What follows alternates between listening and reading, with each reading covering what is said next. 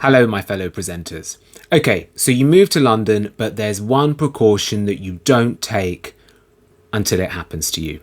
Bear with me on this. One phone in London is stolen every 6 minutes, and according to the BBC, only 2% of phones are recovered by police. I do have some personal experience with this, but often the precaution that I'm advocating for, particularly if you work in the evening, you like going out in the evening, particularly if your freelancer type work involves you kind of being a host or compere like me, or maybe you work at parties, whatever it is, you work in theatre in the evening, I would really strongly recommend that you get mobile phone insurance. It's not something to be laughed at, to be like, oh, that's just a thing that I can sort out later. Just get it done. Particularly, I run pretty much my whole business off of my phone. I do my emails. I'm actually shooting this video now on my phone, on a Samsung Galaxy Ultra. I find that there's so much I can get done. It's quick. You need a high-powered smartphone when you're a freelancer. You're constantly on the go. Somebody might get in touch. A job might come up, and you need to be quick on it. Your banking, everything is on there. Your access to information, a mobile wallet, just everything. I'm just going to go through kind of things to look out for, but also the hacks that I have that can really help you to really cover this and make sure you've got the best deal in place. The thing with mobile phone snatching, often it's very rare that you're kind of mugged, at kind of knife point, or touch wood, I've never had that experience, or where I've sort of just been aggressively taken down. There is a lot of reports about London being this kind of hotspot for crime and being really unsafe, and I think often there's a lot of fear mongering, but London is a great city, and touch wood, I've never had that experience. When my phone's been stolen, and when I've heard it happen to many other people that I know, it's often a case that it's been done on the sly, either pickpocketing or just snatched out of your hand with somebody on a bike or a moped or one of those kind of scooter things. It's never, somebody, well, it could happen, but it's very much in the minority. When I would give that credit, so at least your safety is the most important thing, as long as you're not harmed. Obviously, it's not okay. They really need to clamp down on this, and I just wish that the Met Police and the government would do more. But anyways, I digress. So just to tell you about my experience, when I had my phone snatched, it was a few years back. It was out of my hand on a moped, and it was really quick. And funnily enough, I remember when I was on the way back from a quiz gig that I had, I actually saw it happen to another lady who was just at the bus stop. They came up, snatched her phone, and there's been quite a few attempts where people have tried to do it to me since, and I've managed to hold on to my phone because I've been really precautious, and I've just been like, right, yeah, nobody's taking my phone. It happened to me a few years later, recently, where it was pickpocketed, and it was done very much on the sly. I hadn't even noticed. So you just have to be so careful and make sure you have these things in place, particularly if you're going to be out a lot, depending on what you do and so forth. Just really have systems in place. And it was pickpocketed, and I reported it to the police. I had it, the location set on my phone, with Samsung Find My Phone. And this particular location kept coming up.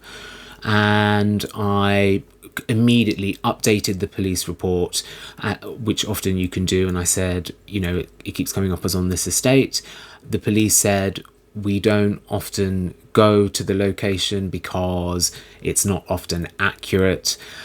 To be honest, I think there is a case of they've got better things they think to be getting on with, resources, but it's such a growing epidemic in London. It's constantly happening, and so much of your life is on your phone. And as somebody that lives on their own, and my port of contact, I use it as for my internet when I do Zooms. I try to have like a high data contract because that works out better for me, because you never know how long your tenancies are going to last, because rent is just just through the roof in London. There's so much you lose when your phone is taken, and also all your photos, your certain memories. So it's really important to have that backed up on the cloud. That's the first thing. And just to finish off my story, so then I thought, you know what, I'm going to just go to this estate and just sort of not put myself in danger where I knock on any sort of doors or what have you, but just sort of get a feel for it. So I went to this estate, and I remember a lady and her mum were walking, and I just sort of asked, oh, I've had my phone taken and it's sort of around this area, and I'm just sort of like, do you know of anything sort of, is it kind of commonplace here, or have you heard anything? And immediately the lady goes, it's next door. It's next door. I'm not going to name the location, just obviously for their protection as well. She's like, it's next door. And she gave me very clear accounts of, they've had people turn up earlier in the year on 2 occasions, say, look, my phone, they say it's here, and the people would pretend that they don't speak English, and that they had so many tenants in their neighbouring property, and that they're trying to report this to the council. And they were so adamant, and I spoke to another resident there as well. So I thought, okay, it seems very clear it's there, and they've talked about how they've seen lots of smashed up phones and piles of rubbish in that house. So I've updated the police report. They said that they can add it to their intelligence, but I was very disheartened that they wouldn't investigate it or get a search warrant or anything like that. But I hope that, you know, it's going to help anybody else that this happens to. Anyway, fortunately, I had phone insurance, because I just wasn't gonna, you know, let myself sort of be in this situation. I have to say that the process of claiming your phone back is pretty brutal. You know, you have to, as well as send the police crime reference number, I had to do so many phone calls to really chase it up, and then it's being reviewed. And they said that this is something that's really commonplace now, because there are so many claims.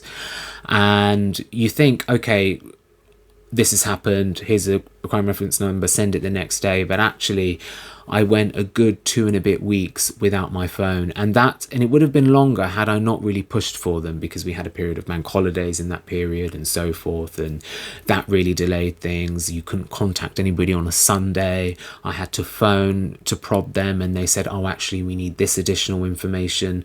We need proof that you've blacklisted the phone and that you've contacted your network provider. So I've done all of that. And, you know, just really make sure that you ask them, look, anything else that you need, just so that you can speed things along, so that they don't just wait till the next working day or the day after to contact you. I had an experience where they said, oh, the staff member's not in to deal with that part of the process. It's marked as urgent. Whilst being reassured that nothing about my claim seemed unusual, because I provided all the information, the crime reference number, the police report notes, everything. So I had mobile phone insurance, but equally, the one that I would really advocate for is one provided by a company called Curve. Now, there is a link to Curve where you get £5 below. I should really point out that Curve are not sponsoring this video.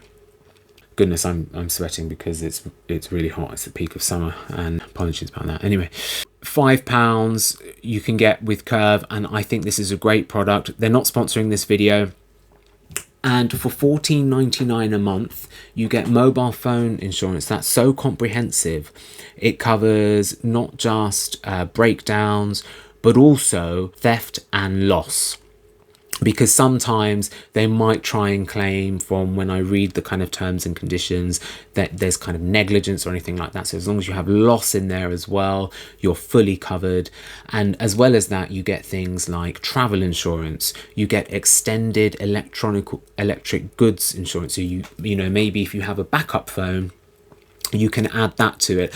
I'm in a position where I just realized I need a high-powered backup phone. And I'm going to tell you my backup phone hack as well. The other great thing with Curve is that you can get 1% cash back at 6 retailers of your choice, and it can be things like where you get your groceries. Just look at where you spend a lot of money. It can be on TfL, so that's going to be somewhere that most Londoners are going to be spending a significant amount of money. So that really helps chip at that fee. And the other hack that you can do is you can sign up to something called Plutus. Again, they're not sponsoring this video. They are a high-level cashback card. I really like the company at the moment. Sorry, not cashback, I should say crypto back. Now, bear with me. I know often when people think crypto, they're like, scam, scam, scam. I understand the need to be cautious about crypto. I would definitely urge that. Definitely do your own research. I'm not a financial advisor, but what I would say is often when people get reward cards, they might get something to the value of 0.5%, 1%. So if you're new to the crypto space, what greater way to kind of dabble in, more risk-free, if you like, than by doing a kind of cashback but equivalent card or reward card with crypto. There's quite a few out there. I would really advocate for this one, based on my experience and what I've seen with the vision of the company. And they often say, don't invest what you're not prepared to lose. Do you lose maybe kind of air miles or whatever it is, Tesco club card points, Nectar points, whatever it is, that's all you've kind of lost. So you'll be okay. And you can actually sign up to a membership where you get perks and you can get 3% back. At best, you could get, if you think about, for example, American Express, they give you something in the region of, in terms of their free account, I think it's 0.5 sometimes. Initially, it's 5% when you sign up. Here, you can sign up to something where you get perks and 3%. Now, with these perks, you can choose Curve, and with Curve, you can get £10 back. So that's a great hack. And if you also consider your 1% cash back, you're really kind of covering the fee there, and you've got a system in place should something go wrong with your phone.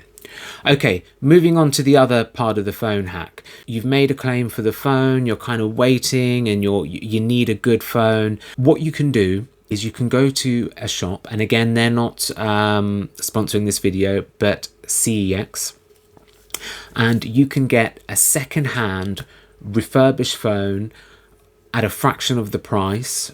You also get 2 years warranty, so where you can just go into the shop on the day, if somebody's there that can fix it, they'll have a look for you. It's a quick turnaround.